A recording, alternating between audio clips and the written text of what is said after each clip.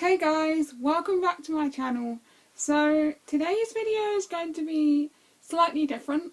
I know you're probably all expecting my February 2021 bullet journal setup, but I decided this month I wanted to take a break and not post the video because I just felt like I wanted to have a break for a month, and instead I came across some old videos of mine on a memory stick that I found, and one of them happened to be the first ever video of my bullet journal, and I never actually ended up posting the video because I think, if I remember rightly, by the time I actually finished it and edited it, it was kind of too late, and I don't know what I was thinking back then, but I for some reason kept it, and now I'm kind of glad I did. It's a recreation of one that Amanda H. Lee did, and if I'm being honest, I wouldn't recommend you doing this theme if it's your first ever time doing bullet journaling, because that's what I did, and I thought that you kind of had to make it so complicated, but you really don't. It just took me forever, and by the time I was finished with it, I was kind of so done with it that I wasn't as excited to fill it out. So sometimes the simpler the better. But yes, let's get into the video. If you do enjoy this video, give it a thumbs up. Leave some comments down below for my next month's bullet journal setup. If you have any ideas of themes, subscribe, like, comment, all of that, and without further ado, let's get into the time lapse. This is going to be so weird, and yes, this is my first ever bullet journal that I had. It was a really flimsy paperback, and it was yellow because, of course, my favourite colour is yellow, which I assume is why I picked it. But it wasn't the best. I remember the pages were really thin, and all the pen would go through the pages.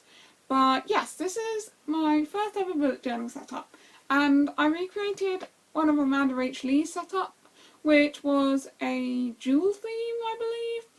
And also, if I remember correctly, I did all the outline for the whole month setup and then went back and coloured them in, rather than what I used to do. So yes, I just copied her theme, and as you can tell, this is sped up quite fast, probably a lot faster than my videos are now, and that is because drawing out the jewels took so long. I was adamant that they had to be exactly the same as how she drew it, even down to the line and the way it was curved, which is so not what you should be doing. You should just make it how you want it to be. It doesn't have to be perfect, and in fact, the more perfect you make it, it's just not as interesting and not as fun. So some of the pages that I've done on this month's bullet journals will be slightly different to the ones I have now, which will be interesting to see kind of what I like to keep track of back then.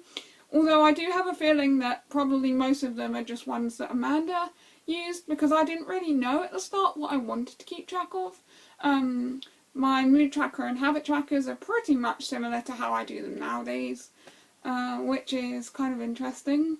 Again, drawing out all of those jewels took pretty a long time. So, and then, yes, rubbing them out. I didn't colour in the key either. Oh yeah, that's because I go back and colour them all in.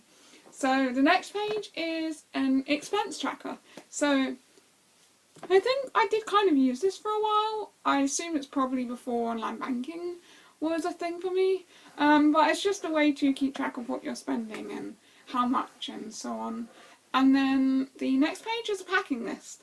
And this I actually remember copying from Amanda's bullet journal setup, and I didn't end up using it because obviously she was travelling a lot for work and stuff, and I wasn't really going anywhere except maybe the occasional visit to see my mum. But I didn't really need a list for that, so I didn't really get much use out of that page. this next page is November goals, which occasionally I do put into my bullet journal spreads. Maybe not necessarily a whole page, maybe just like a section of a page. And the page next to it, oh, it's gone. The page next to it is cover ideas. So that was just a way for me to write down any songs that I wanted to cover for my YouTube.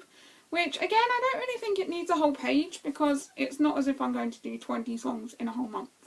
So, moving on to the next page, we've got stuff to check out, which I actually do kind of like this page.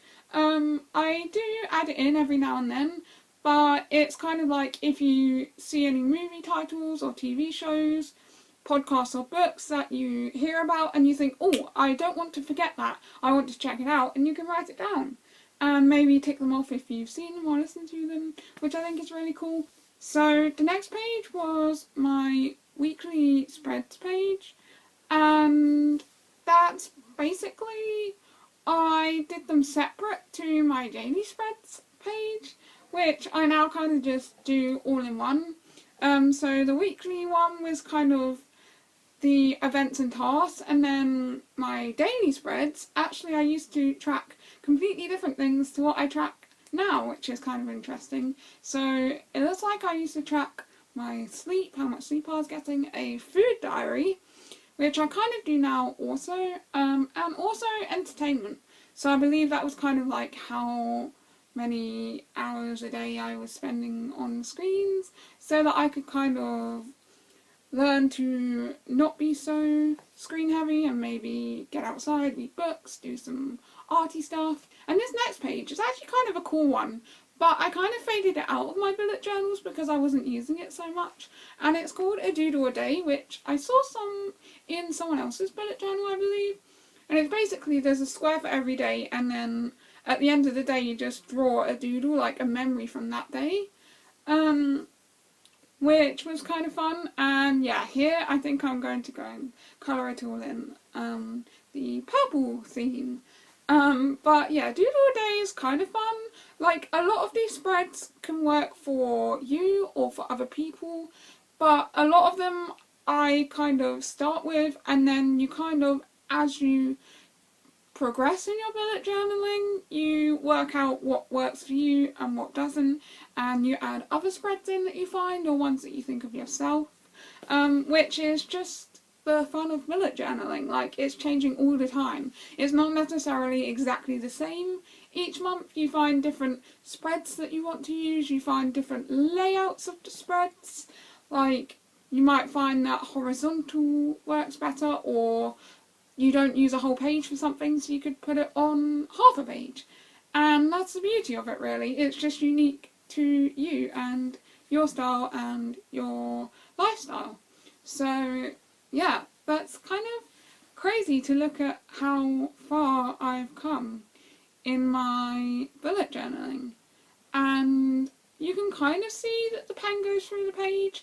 It's more prominent off the camera than it is on the camera, but the bullet journals I leave now, and I'll see if I can leave a link in the description to the ones that I use, is much thicker paper and probably a lot more pages than this one too. I like the hardback cover. So yes, this is my flip through. I had to really slow down the time lapse because I clearly forgot to leave the flip through at the end unsped up, so it was really fast, which is why it's like really weird here. But anyway, this is my very first bullet journal setup, and I believe it would be 2018. Yes, it was November of 2018, and I believe it may have been Amanda H. Lee, but I believe it was actually a video that I saw Strawberry17 do of her bullet journal, which actually kind of inspired me to start it. At first I kind of thought it was really weird, but it's like the best thing that's ever happened to me, to be honest. It really helps when I get overwhelmed, and also just with my mental health in general. It really helps, especially like to have things written down and stuff. So I don't have to keep everything locked up in my head, which helps. So yeah, that was my very first ever bullet journal video. And here's to the future, and here's to many more bullet journal videos. If you enjoyed this, then feel free to give it a thumbs up, subscribe to my channel because I will be posting more videos, and comment down below the themes you want to see me create, because I love to hear your suggestions and create things that you want to see as well as things that I enjoy. So yeah, make sure you ring the bell too so you get notified every time I upload a new video, and I will see you on the next video.